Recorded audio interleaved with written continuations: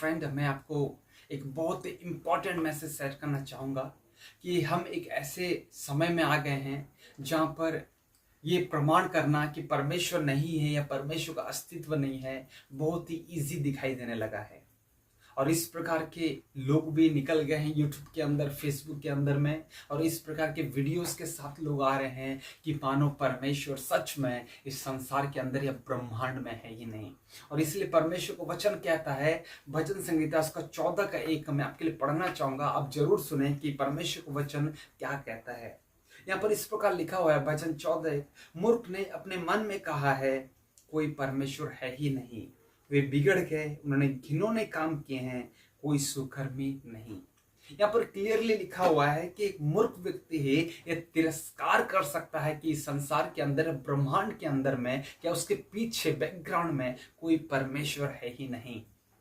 और सच में आज के समय में हम यही देख रहे हैं। यहाँ पर यह नहीं बताया गया है कि वो कितना पढ़ा लिखा होगा और वो ये प्रूव कर सकता है कि यहाँ परमेश्वर नहीं है। यहाँ पर एजुकेशन के बारे में कुछ नहीं दिया हुआ है। यहाँ पर दिया हुआ है कि एक मूर्ख व्यक्ति ही कह सकता है कि परमेश्वर है ही नहीं। मतलब हम बहुत पढ़े लिखे भी हो सकते हैं, हम साइंटिस्ट हो सकते हैं, हम ज्ञानी व्यक्ति हो सकते हैं, हमारे अंदर ज्ञान का भंडार हो सकता है, लेकिन हम यदि कहते हैं कि कोई परमेश्वर नहीं है, इसका अर्थ है कि हम परमेश्वर की दृष्टि में हम मूर्ख हैं।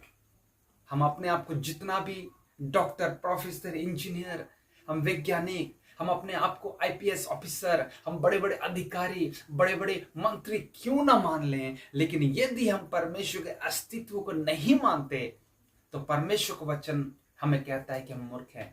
क्योंकि देखिए, परमेश्वर का वचन और एक वचन क्या कहता है, और एक वचन कहता है नीति वचन उसका 1:7 में इस प्रकार लिखा हुआ है कि सच में यहोवा का भय मानना बुद्धि का मूल है। यदि हम कहते हैं कि मैं ज्ञानवान हूं, मैं बुद्धिमान हूं, तो हमको परमेश्वर का भय मानना, यानी कि उसके प्रति रेफरेंस की, हाँ मैं हो सकता है नहीं जानता कि परमेश्वर कौन है, ये हो सकता है कि मैं नहीं जानता कि सच में संसार के अंदर में सृष्टिकर्ता कौन है।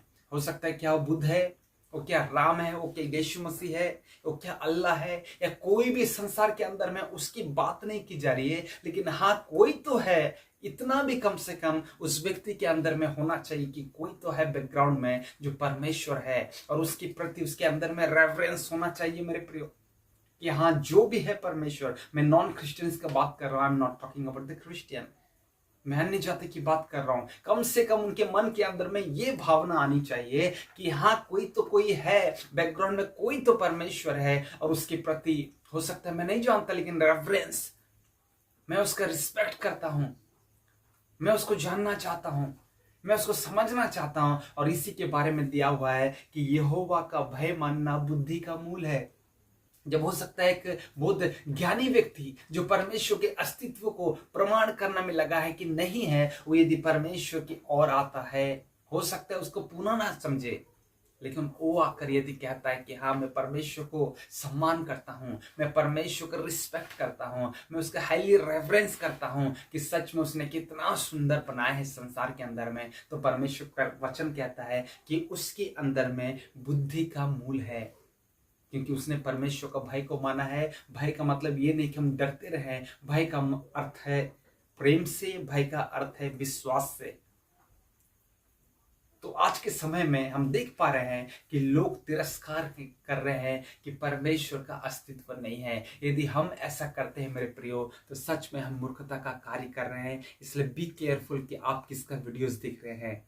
यूट्यूब के अंदर में ऐसे बहुत शिक्षित, एजुकेटेड पर्सन लोग हैं, ऐसे टीचर्स है, ऐसे सर्स लोग हैं जो आज के समय में ये प्रमाण कर रहे हैं, ये प्रूफ कर रहे हैं, एविडेंस दे रहे हैं कि सच में परमेश्वर नहीं है। और मैं आपको रेकमेंड करना चाहूंगा कि इस प्रकार के वीडियोस को ना देखें, और ना इस प्रकार का सर मैडम जो भी है उनको ना सुने, नहीं तो आपका विश्वास जो है डगमगा जाएगा, और आप अपने विश्वास से नीचे में चले जाएंगे, गिर जाएंगे, जो कि आपके लिए बहुत हानि की बात है। आप अनंत नरक में अपने दिन को कटाने जा रहे हैं यदि आप ऐसा करने जा रहे हैं। इसलिए मैं आपके लिए वार्निंग देना चाहता हूं कि आप परमेश्वर के वचन को पढ़िए। परमेश्वर का वचन उत्पत्ति उसका एक इस प्रकार शुरू नहीं होता है कि परमेश्वर है कि नहीं, लेकिन परमेश्वर का वचन इस प्रकार शुरू होता है कि आदि में परमेश्वर ने आकाश और पृथ्वी की सृष्टि की, यानी कि फुल कंफर्मेशन परमेश्वर को वचन दे रहा है कि आदि में परमेश्वर है, परमेश्वर था।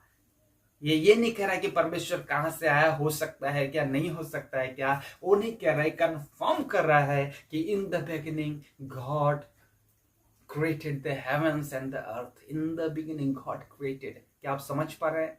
यस, मैं आशा करता हूँ समझ पा रहे हैं कि परमेश्वर का अस्तित्व इस संसार के अंदर में है, ब्रह्मांड में है, हर एक जगह में है, और आपको उसको बस जानने की आवश्यकता है, और परमेश्वर का वचन उसको जानने के लिए सहायता करता है। यदि आप नहीं जान रहे कि परमेश्वर का अस्तित्व है कि नहीं, तो इससे पहले मेरे एक वीडियोस है परमेश्वर का अस्तित्व के बारे में, मैंने 6 पॉइंट्स को दिया है, आप उसको भी देख सकते हैं और परमेश्वर के आशीष को प्राप्त कर सकते हैं। इसलिए ये जस्ट मेरे तरफ से आपके लिए वार्निंग है कि गलत वीडियोस को देखना बंद करें। Yes, there is God and we have to believe on him.